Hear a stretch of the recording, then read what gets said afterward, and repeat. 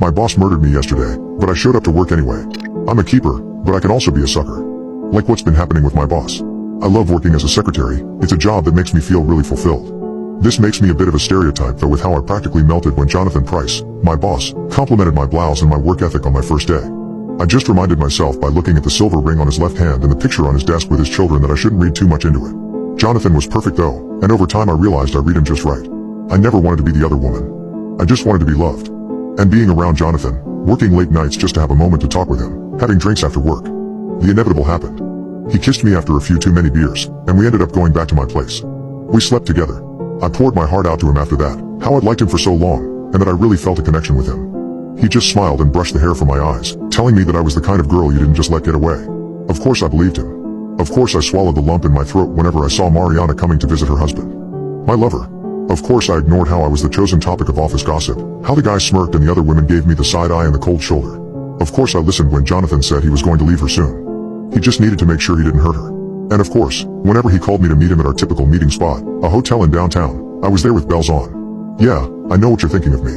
I'm not the brightest bulb in the package, but like I told you, I'm pretty easily manipulated. But I love Jonathan, I love his work ethic, I love how he takes care of his kids that he learned soon enough I couldn't have. I wonder if that was part of my appeal to him. That he couldn't accidentally knock me up. He didn't love me. I was just an easy lay, a stereotype in every sense of the word. I only started wising up last week, when it occurred to me that Jonathan really wasn't slowing down his relationship with his wife and certainly wasn't preparing for divorce proceedings. She was pregnant with their third child. I saw the pictures he posted on Facebook of their anniversary dinner.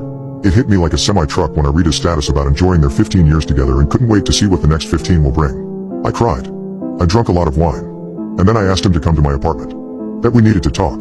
Scary words for a guy, right? Took Jonathan a while to drag his ass over, which by then I was even more drunk. I don't drink often, and certainly not in excess, but can you blame me? I just had that reality-shattering realization I was just his pet to call on whenever he wanted to bang and spew nonsense words at. Nonsense words I fell for. Well, I did what I should have done about 6 months ago. I called him out on his BS. Said that he was never going to leave his wife but he wasn't going to stop keeping me as his side piece. He tried to calm me down, but I wasn't going to back down to his pretty words this time. Either pick me or stay with your wife. Else I'll call her and let her know the truth. My ultimatum I'd spent the previous hour preparing. I felt super proud of it when I spat it out, expecting him to pick at least one of the options so this nonsense could end. Jonathan's face went white, then red, and then he picked a third option. He murdered me. Jonathan picked up the empty wine bottle while he muttered something about me being too much trouble, and then he brought it down right on the top of my head. Caved my skull in on the first smash, sending shards of glass all over my living room. I dropped like a rock. But I guess Jonathan was just too pissed off, cause he used the remains of the bottle in his hand to keep stabbing me, again and again in the throat and neck. I was about decapitated by the time he came to his senses. Of course Jonathan freaked out. Panicked. Just washed the blood off his hands and wiped down the bottle before escaping the apartment. Left me there. All alone. Head nearly off my shoulders, my living room a mess of blood, wine, and glass. Man, you should have seen the look on his face when I came into work today.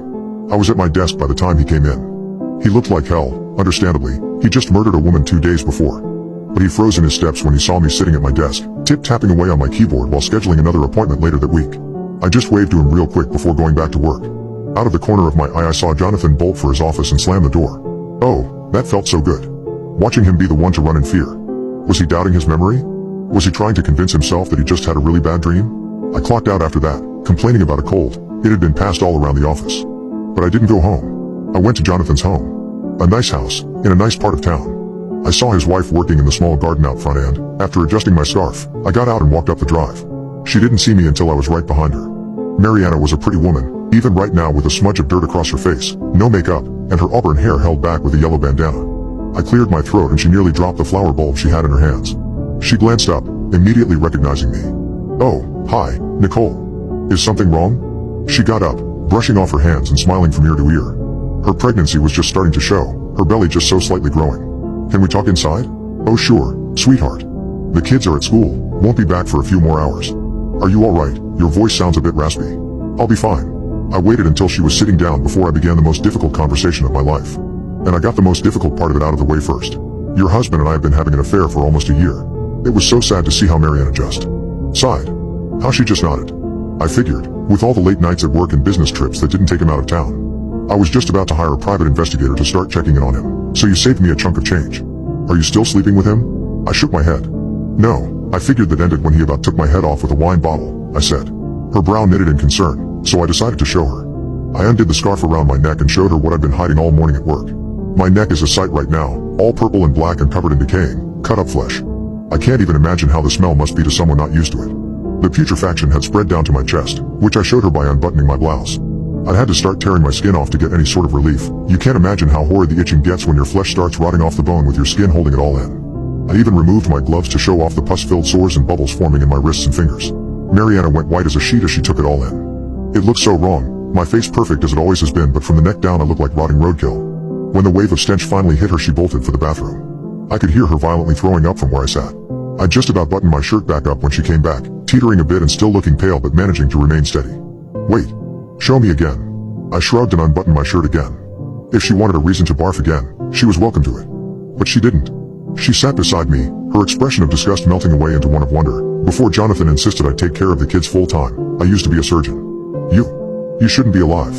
You can't be alive. Are you a ghost? No. I shook my head. This just happens sometimes. I'm surprised it happened after your husband murdered me. I thought I was a goner. But then I woke up with my body falling apart. Maybe I was due for a shedding. Maybe this just happens when I get hurt real bad. I don't know. Jonathan. She shuddered and shook her head. He's a bastard, but he wouldn't. He beat me with a wine bottle, Mariana. I pulled the bloody shards out of my purse. And then when it broke, he stabbed me in the neck. All because I told him the affair was over. Now she was crying. Tears rolled down her cheeks as her bottom lip wobbled with her sobs. No. Oh my God, I'm so sorry, sweetheart. I never thought. I need your help. I rebuttoned up my blouse, but I left the scarf on my lap. It'll take me a few weeks to really come back together, but my daddy told me of a way to help me heal faster. His sister was like me. Fell apart, rotted like a corpse, and then looked just as pretty as ever in a few days. It took longer though, much longer. Before she started working as a mortician. It didn't take any effort at all to convince her to help me. The kids are having a sleepover at Grandma's tonight. They really are cuties. There's a wine glass laced with sleeping medication ready for Jonathan when he gets home, and I'm waiting in the basement, passing the time by ripping off more rotten skin, wondering what human flesh will taste like. Mariana's already said I can stay here while I recover. She wants to study with me. I'm something she's never seen before and she's fascinated.